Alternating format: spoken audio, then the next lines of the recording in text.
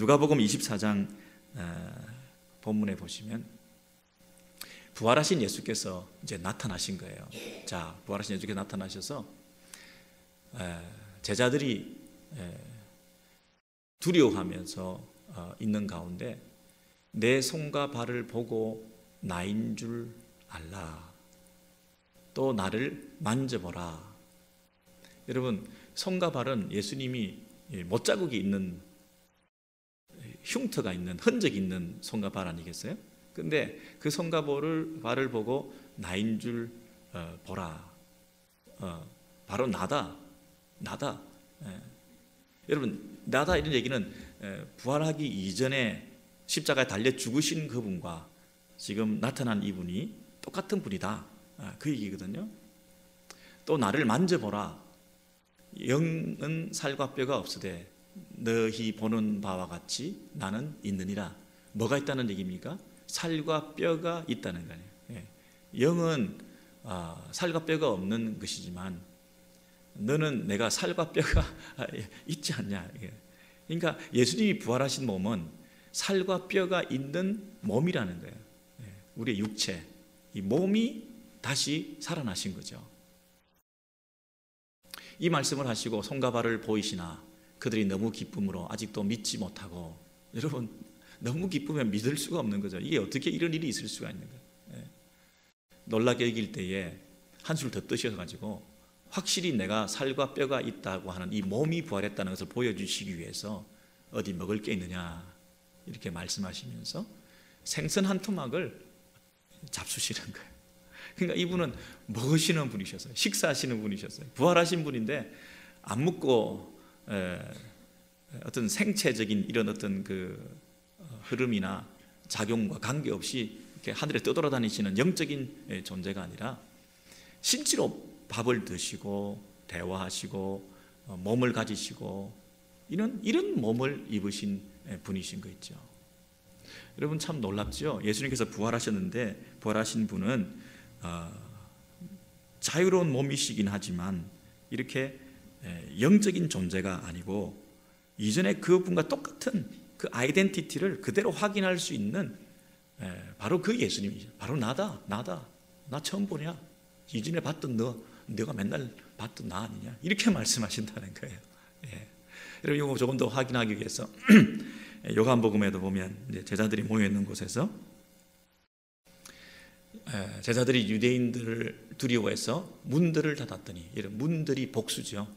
그러니까 방에 집에 문이란 문은 다 걸어 잠근 거예요. 아마 확실히 걸어 잠궈서 유대인들이 핍박할지 모르니까 제자들은 숨어가지고 두려워가지고 자체 경비를 강화해서 아무도 못 들어오게 다 막아놓고 그렇게 모여서 두려워하고 있는데 예수께서 오사 가운데 서서 평강이 너희들 가운데 있을지어다 이러신 거예요. 부활하신 분이 문을 뚫고 들어오셨는지 뭐 어떻게 오셨는지 모르지만 이분이 그 살과 뼈를 가지신 몸이지만 자유로운 몸이셨던 거예요. 그래서 그분이 호련히 나타나셔서 그 제자들 가운데 떡 서셔가지고, 떡이란 말이 참 맞네요, 그죠? 떡 서셔가지고 너희들에게 평강이 있을지어다. 여러분 얼마나 놀랐겠습니까? 제가 한 가지 질문을 드릴게요. 여러분께서 친한 친구라나 아니면 저를 생각해서 제가 어느 날 이제 죽었는데 장례를 치르고, 여러분 죽었다 그러면 기분 나쁘실까 봐 제가 대신 죽는 거예요. 제가 죽었는데 이 관에 집어넣고 뷰잉도 하고 관 뚜껑 닫고 그래서 이제 로즈힐에 가서 묻었는데 장례 다 치르고 돌아왔어요. 돌아왔는데 며칠 있다가 교회 오니까 저하고 똑같은 사람이 나타나가지고 다니는 거예요. 평강이 있을지어다 이러는 거예요. 그러니까 여러분이 첫 번째 생각이 뭐겠어요? 첫 번째 생각, 저를 딱 보고는 뭐 어떤 생각을 했겠어요? 백 목사가 쌍둥이가 있었나? 그렇게 생각하지 않았겠어요? 백 목사 쌍둥이 형제가 있었구나. 저렇게 똑같이 생겼네. 참 미안하다. 그렇게 생각하셨거나, 아니면 여러분이 요즘 좀 피곤하시니까 헛것을 본 걸로, 그죠? 아이고 요즘 내가 참 너무 피곤해서 역시 좀 내가 정신을 차려야 되겠다. 헛것을 봐서 내가 그렇게 얘기하지 않겠어요? 아니면 귀신을 봤든지, 백 목사가 뭐 영적인 존재가 돼가지고 그냥 홀령이라 그러죠. 홀령이 있어서 그 귀신적인 이런 영적인 존재를 내가 봤다. 이 세 가지 중에 한 가지 아니겠어요?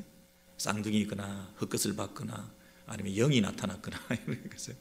그만큼 믿기 어려운 게 뭐예요? 몸이 그대로 왔다는 거예요. 부활했다 하더라도 영적인 어떤 뭐 존재로 태어났다고 다시 보인다고 생각하지, 그 몸이 그대로 그 몸이 왔다는, 이건 너무나 믿기 어려운 얘기인 거죠. 그러니까 제자들은 어떻게 생각했느냐 하면 영적인 존재로 생각한 거예요. 너무나 같은 예수님이 나타나셨으니까. 그래서 손에 또 이 옆구리에 그 창에 찔린 옆구리와 손에 못자국을 실제로 넣어봐라, 만져봐라. 그러지 않으면 내가 믿지 않겠다. 근데 그 자리에 그때 도마가 없었을 때, 도마가 다시 그 자리에 있게 되고 난 다음에 다시 오셔가지고 그 도마에게 넣어봐라, 만져봐라 이렇게 얘기하셨다는 거예요. 그러니까 그 몸에 예수님이 실제의 몸을 가지신 분이셨다는 거죠. 근데 도마가 이 일을 기회로 다 만져보고 보고 해서 부활하신 예수님께서 몸의 부활이라는 것을 알게 하고 난 다음에 뭐라고 축복을 하시느냐 하면, 네가 이렇게 믿는 거 마지막이다 하는 의미에 보지 않고 만지지 않고 믿는 자가 복이 있다 축복을 하시는 거예요. 이게 너무너무 귀한 의미가 있는 거예요. 도마까지 여러 제자들이 있었는데 여러 제자들이 다 보고 만지고 예수님이 부활하셨구나, 몸의 부활이구나 하는 것을 알게 되고, 그때 마침 도마가 없었어요. 근데 도마가 없었는데 그럼 도마가 그렇게 다음에 오면 그렇게 전해줘라 그러고 가신 게 아니라, 도마가 함께 있는, 도마까지 있는 그때 또다시 나타나셔가지고 도마를 불러가지고 내 몸 만져봐, 내 손 만져봐 하시고 난 다음에, 야 이게 마지막이야. 앞으로 보지도 않고 듣지도 않고 만지지도 않고 믿는 자가 복이 있다 라고 말씀하시면서 너희들이 육체 부활, 예수님의 몸의 부활의 증인들이 되라 이렇게 선언하신 거죠. 내가 너희를 보내노라 이렇게 선포하시면서 예수님의 부활의 목격자들을 통해서 예수의 복음이 예수의 부활의 증인으로 그들을 파송하시는 현장이 되었던 것이죠. 지금도 여러분 보고 믿겠다, 듣고 믿겠다 하는 분에게는 뭐 한번 보여주실 수도 있겠죠. 그렇지만 우리 모두는 만지지도 않고 보지도 않았는데, 손가락을 옆구리에 넣어보지도 않았는데 우리는 그 예수님의 부활을 믿고 그 부활을 또 어떻게 믿느냐 하면 몸의 부활로 믿는다는 거예요. 생각을 해보십시오 여러분. 이 몸이라는 자체가 악한 게 아니잖아요. 몸은 하나님께서 만드신 선하신 피조물이잖아요. 하나님께서 만드신 이 몸이 선한 피조물이시고, 그리고 예수님도 몸으로 오셨고, 근데 이 몸은 어떤 면에서는 윤리적으로 도덕적으로 중립적인 입장에 있지만 우리 안에 있는 죄성이 이 몸을 악의 도구로, 죄의 도구로 쓰기도 하니까 이 몸이 마치 나쁜 것인 양 우리가 그렇게 정죄할 때 몸을 파멸시키고 몸을 없앰으로써 우리가 선에 의에 더 나아갈 수 있다고, 이 몸이 우리의 대적이라고 생각을 하지만 사실은 몸은 아무 죄가 없고 우리 안에 있는 죄성이 문제잖아요. 그러니까 이 몸은 구속받아야 될 대상, 시간을 구속하라, 리디밍 이런 말을 쓰듯이 몸도 구원받아야 될 대상이지 파멸의 대상이 아니거든요. 그러니까 이 몸 자체는 선한 것으로서 이 몸이 다시 회복되는 일이 남은 거죠. 이 몸이 나쁜 게 아니라 몸이 리뉴얼되고 갱신되는 게 남은 거죠. 이 지구상에 있는 모든 것이 나쁜 것이 아니라 하나님이 선하신 창조물이잖아요. 그러면 이 지구상이 다 불타버리고 없어지는 것이 아니라 이 세상이 새롭게 회복되는 것을 말해요. 생각을 해보세요. 우리는 이 시공이라고 하는 것과 영혼이라고 하는 존재가 같이 있을 수 없다고 생각해서 이 시공의 존재가 끝나고 나면 영혼의 존재로, 영혼의 세상으로 다 새로 간다고 생각하고 이 시공이라는 자체를 부정하지만, 이 영원하신 예수의 몸이신 부활하신 몸이 이 시공에 들어오셨잖아요. 이 시공이라는 공간 속에 영원히 같이 존재했던 기간이 지금 이런 본분들 아닙니까? 그러므로 얼마든지 이 땅에서 우리가 부활의 몸으로 회복되는 이 시공에서의 삶을 새롭게 어떤 새로운 차원에서 바뀌어지는 것을 말하는 거지, 파멸의 대상으로 생각해서는 안 되는 거죠. 그러니까 우리 몸이 없어지는 게 아니라, 부활은 영적으로만 되는 게 아니라 우리 몸이 회복되는 것을 말하는 거예요. 근데 우리 몸이 낮은 몸이라면 더 신령한 몸으로 바뀐다는 거죠. 어떻게 바뀌느냐? 예수님이 이 땅에 오셨을 때 입으셨던 그 몸, 인간의 몸으로 100% 인성을 가지고 오신 그 몸이 다시 오셔서 부활의 몸으로 오셨을 때 바뀌었던 그 몸, 그 몸의 차이가 나다 하면서 연속성을 가지고 동일성을 가지지만, 공통점을 가지지만, 그러나 그분이 갑자기 그들에게 나타나셔서 자유로운 몸으로, 거룩한 몸으로, 영광스러운 몸으로 오셔가지고 있을 때 그 불연속성, 그 다른 점, 차이점, 그 더 신령한 몸을 입으신 그 차이일 뿐이지, 똑같이 살과 뼈를 가지시고 잡수시고 일상생활하시고 우리와 대화하시고 하는 면에서 같은 몸이라는 거죠. 근데 놀랍게도 우리도 그렇게 된다는 거예요. 우리도 예수님의 그 몸처럼 그 몸을 덧입게 된다. 지금 이 몸이 잘못된 몸이 아니고 이 몸을 신령한 몸으로 바꾸어 주신다는 거예요. 여러분, 이 부활의 소망, 여러분, 이게 막 그 꿈 같은 얘기고 동화 같은 얘기라고 생각하지 마시고 이 말씀 가운데 우리가 확인을 해보시면서 이 부활의 믿음을 우리가 회복하시면 우리 신앙생활이 달라질 거래요. 그리고 우리가 부활에 대해서 기대하고 소망하면서 그 부활의 능력을 덧입게 될 것입니다. 그리고 이 땅에서 낙심하면서도 그 부활에 대한 몸의 부활에 대한 소망을 가질 때 우리가 마음속에 참된 위로가 있구나 하는 것을 느끼게 되시지 않습니까?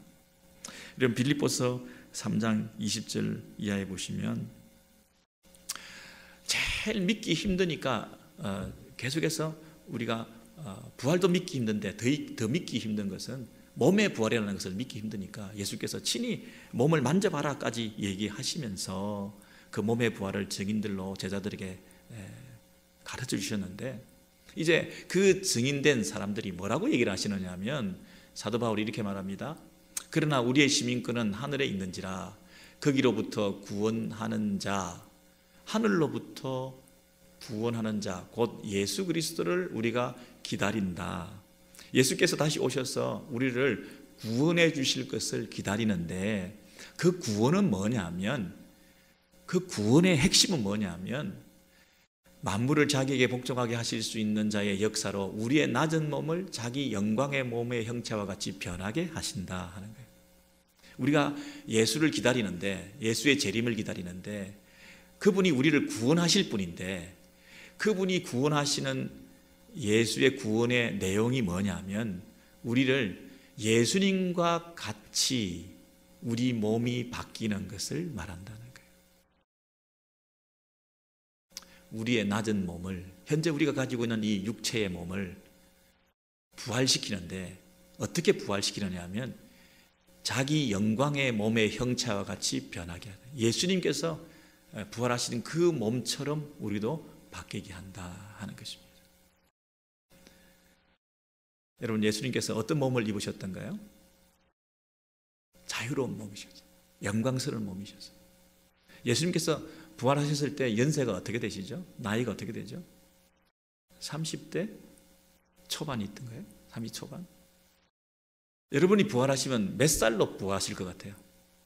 지금은 여러분 만약 80대면 80대로 부활하나? 어떻게 되는 거죠? 여러분이 5살에 만약에 세상을 떠나면 5살짜리로 부활하나? 어떻게 부활하죠?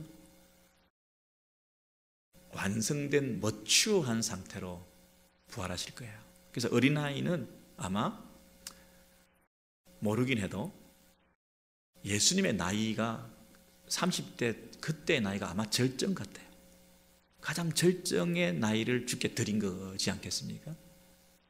30대가 여러분 약간 사춘기나 또는 뭐 청소년기나 이런 것도 벗어나서 좀 머추어한 상태로 접어들고, 그러나 가장 젊고 그리고 가장 아름답고 나이가 들어가지 않고, 여러분, 그리고 그 몸이 부족한 게 없고 결핍되지 않고 너무나 아름답고 완성되고 거룩하고 영광스럽고 하는 그 성인으로서의 최고의 그런 모습으로 여러분이 아마 부활하실 거래요. 저는 그렇게 믿습니다. 그래서 이 부활하신 여러분의 그 영광스러운 몸의 형체를 모두가 가지면서 그렇게 회복되는 그 놀라운 일을 우리가 소망하게 될 것입니다. 여러분이 좀 불편한 몸이 있다면, 뼈마디가 아프다고 한다면, 또 어디가 병들었다고 한다면, 여러분의 신체에 연약한 부분이 있다고 한다면, 그런 부분 다 온전하게 회복되어서 온전한 몸으로. 여러분, 그런 소망이 좀 우리 안에 있지 않습니까? 참 우리가 이러고 말 것인가? 한평생 무거운 짐을 짊어지고, 한평생 남한테 말하지 못하는 내 핸디캡을 가지고, 한평생 해결되지 않는 이런 원천적인 문제를 가지고 이렇게 살다가 끝나는 것인가? 근데 회복되고 부활하면 그 몸의 부활을 경험하게 된다는 것입니다.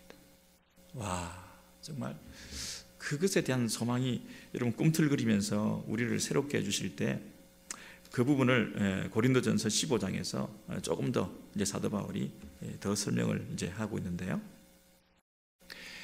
첫 사람은 땅에서 났으니 흙에 속한 자이거니와 둘째 사람은 하늘에서 나셨느니라. 우리가 흙에 속한 자의 형상을 입은 것 같이 또한 하늘에 속한 이의 형상을 입으리라. 와, 여러분, 이것도 말씀이죠. 첫 사람이라는 존재가 아담이죠. 아담은 뭐로 만들었습니까? 흙으로 만든 자잖아요. 그래서 땅에서 출신과 기원이 땅이라는 거예요. 그는 흙에 속한 자이거니와, 그럼 우리는 지금 현재 우리 몸의 상태는 누구로부터 기원된 아담의 후손으로서 흙에 속한 자로서 이 몸의 상태나 위치나 영향력이나 몸이 가지고 있는 이 자질이나 몸의 어떤 그 한계나 능력이나 이런 부분들이 아담에 속한 자라는 거죠. 이 아담에 속한 자, 그것도 범죄하기 이전에 에덴에서 처음 아담 만들었을 때 아담이 범죄하기 이전에 가졌던 그 몸의 상태, 그 첫 아담이 범죄하기 이전에 그 몸의 상태와, 그리고 하늘에서 나신 둘째 사람, 하늘에서 오신 분 누구요? 예수 그리스도. 예수 그리스도는 땅에서 난 자가 아니라 하늘에서부터 난 자이기 때문에 그 하늘에서 난 자가 입으신 그 몸 형상, 부활하신 예수 그리스도가 가지신 그 몸과는 땅에서 난 아담과 둘째 아담, 마지막 아담이신 예수 그리스도가 입으신 그 몸 사이에는, 그러니까 지금 현재 우리가 입고 있는 이 몸과 예수께서 우리에게 덧입게 해주실 그 몸 사이에는 뭐만큼 차이가 있다고요? 하늘과 땅만큼 차이가 있다는 거예요. 하늘과 땅만큼 차이. 이거는 몸은 몸인데, 같은 몸인데 비교 불가 그 능력과 거룩과 아름다움에 있어서 있을 수 없는 그 엄청난 차이를 가진 그 몸을 우리가 덧입게 된다 하는 그 소망이에요. 그래서 비유로 설명하기를 사도 바울이 15장 그 이후에서 35절부터 44절 그 이전에 이렇게 설명을 했죠. 자, 마지막 본문인데요. 죽은 자들이 어떻게 다시 살며 어떤 몸으로 오느냐, 사람들이 물어보는 거죠. 고린도 교회는 부활을 부인하는 사람들이 많이 있었거든요. 그래서 부활을 믿지 않는 자들이 이렇게 물어봅니다. 어떤 사람들이 말하기를, 죽은 사람들이 어떻게 다시 살아나? 죽은 사람이 어떻게 다시 살아나? 이렇게 물었어요. 그리고 살아난다면 도대체 어떤 몸으로 오게 되냐? 어떤 몸으로 오게 되냐? 몸의 상태가 어떠냐? 이렇게 믿을 수 없다는 식으로 물으니까 사도 바울이 뭐라고 대답합니까? 어리석은 놈아 이렇게 얘기하는 거예요. 부활에 대해서 잘 믿지 않는 사람들에 대해서 세상에 그것도 못 믿냐 이러는 거예요.